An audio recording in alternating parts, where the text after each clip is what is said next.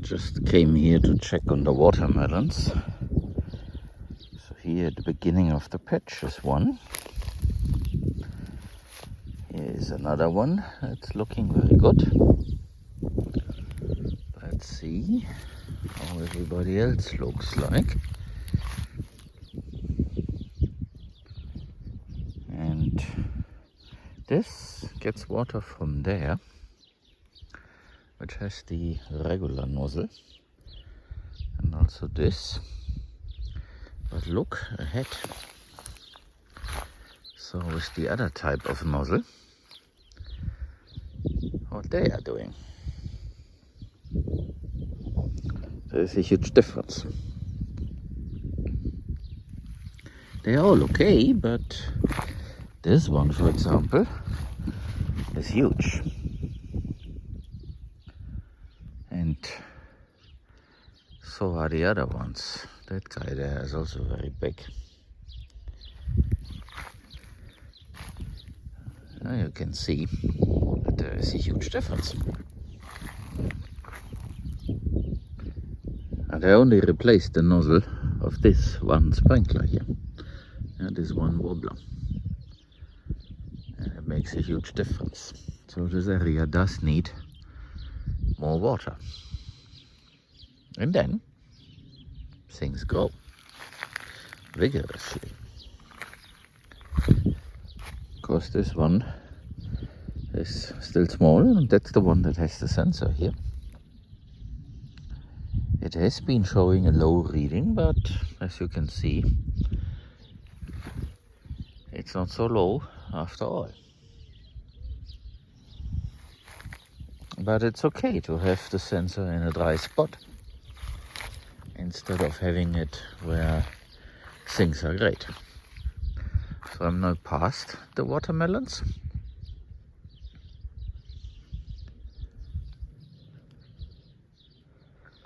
So I'm tempted to change the nozzle for the next one over there as well, so that it produces the same output as this one here. Today has been very hot, 39 degrees, and there is a heat warning also for tomorrow. They were talking about up to 41. I am irrigating a second time, just in case. And we might need to run the generator overnight. But then, this is a great feeling in here. And I'm so amazed about all the butterflies.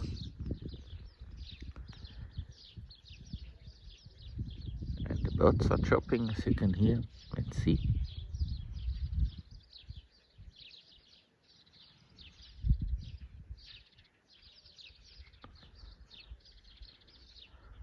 The heat itself is not a problem, it's the lack of water.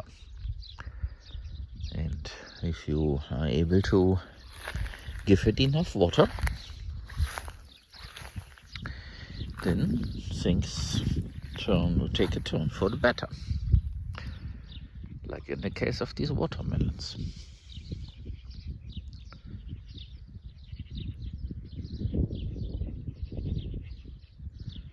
So this is very good.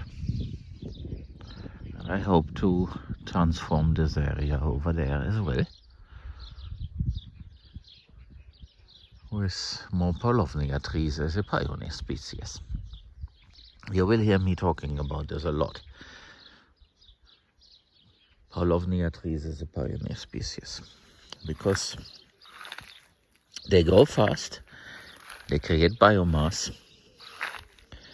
get roots down and all the way to where water is, so 3.54 meters.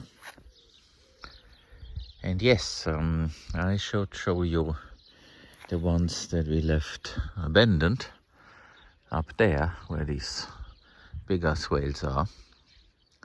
I need to drive up there and have a look. And then I can report how they are. If they are well and alive, or if they died. But I think they are well and alive. So this kinch tree here is also making fruit. And again, I will have the challenge, what do I do with all this?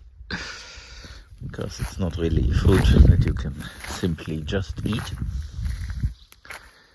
This guy, a plum tree, no, not a plum, what's it called, peach.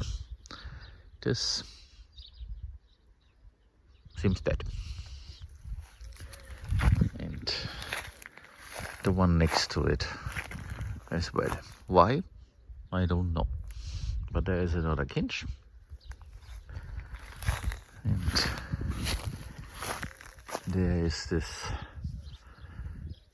heat-loving tree. It's a sport species. I forgot the name actually. I think in Spanish they call it Albicia.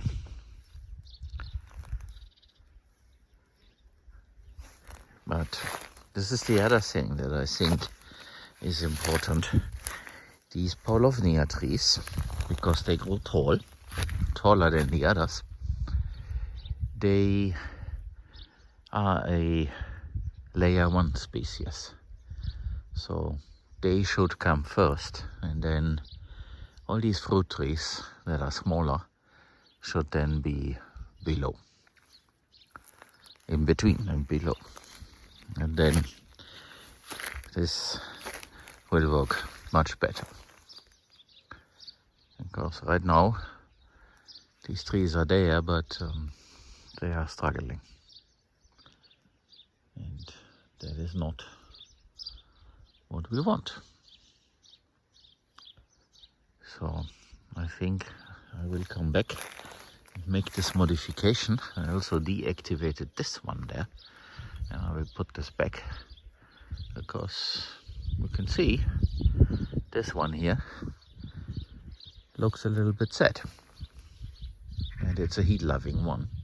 So that wobbler needs to function. I did this doubting the pressure, but the pressure is there. So I will undo what I did so that this area here gets the same amount of water as all the other areas. So once again, we have a thunderstorm here. This year is very, very different. It rained a little bit out of these clouds. And now that it stopped, I want to use our makeshift door here and go check out, not the watermelons, so thanks. I don't know why I got confused, but the zucchini that are now over there. It was supposed to be the other way around. We wanted to have the zucchini close to the house and the watermelons over there, but well, the zucchini are now there. So let's see how they look like. And as I am here, I can also show a few more things. So here, this is the one from the first batch, and the other ones from the second batch. We still have to plant 24 more trees, but you see, we planted them yesterday, and they look very nice. And let me take you all the way to the end. I should be able to get to the zucchini from there as well. So the idea is to have this fence here, a few drops. To have this fence here, and see, this one here does not like the water. That's too much that we have here. So I guess I need to do something here, because this one will die. We need to do some drainage here, because that water sits there, and then of course it cannot breathe. But the next one there is okay. So this is moist here, but this is too much. So let me get a tool and fix this, so that this tree can survive. So I tried this If this will help, I'm not so sure. It is dripping again a little bit, but it's actually nice. So I don't have to go hiding, but you can see that there are a few drops, and there might be more. But maybe this will work. Of course, it's also very wet there on the upside.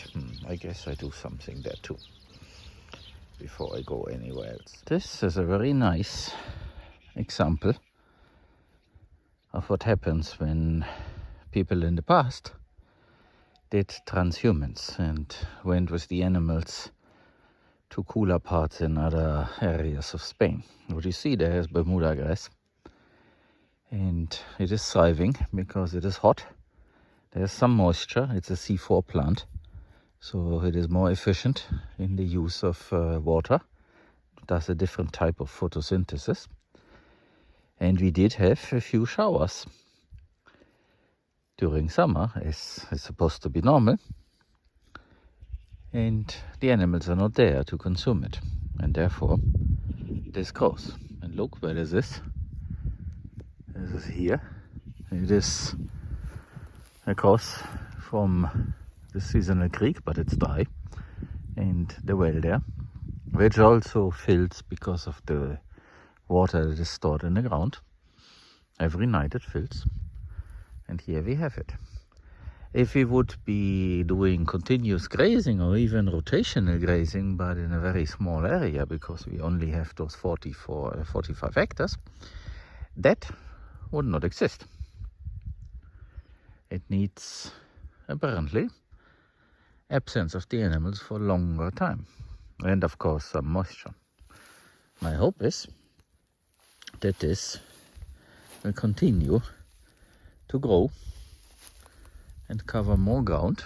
I see it everywhere, but it's sparse, but it's there. And then we have the native Bermudagrass back, as I was hoping for. The thing is moisture. It does grow fast if there is enough moisture. But if there is no moisture at all, it grows slow, and therefore it is important to keep animals away from it so that it can recover, even slow. We got a visit by someone, I should mention this, who wanted to rent the pasture that we have. So to take advantage of this, I eventually declined this, and I'm glad that I did so because of what you can see. So this is good. Well, you see, it is everywhere. All the green things. This is Bermudagrass. Elsewhere, this is forage. In Kentucky, I have read. But here, people don't appreciate it because it does not grow fast. But there's also, well, it does grow fast, but it does not grow tall. That is what people said. And I have a suspicion that is the people currently. The people 200 years ago did transhumance. They were not here in summer, or only a few, but the grazing animals, they were in a different part of Spain, where it's cooler and higher up. So I think my change of plans and just to focus on smaller areas and irrigate and build a forest canopy makes more sense. You have to learn from the mistakes, and I think I did. So now that I'm here, I am here because I want to place the camera in a different location and also see the pond. I am not sucking out a lot of water, but here and there, and also need to keep the Miyawaki forest alive. So every second day I irrigate there a little bit. And this water is what we have, so this needs to last. Of course, there's some water seeping in underground, but I can easily suck this dry, as happened last year. So I will place this camera in a better location because I want to see the pump. That's why the camera exists.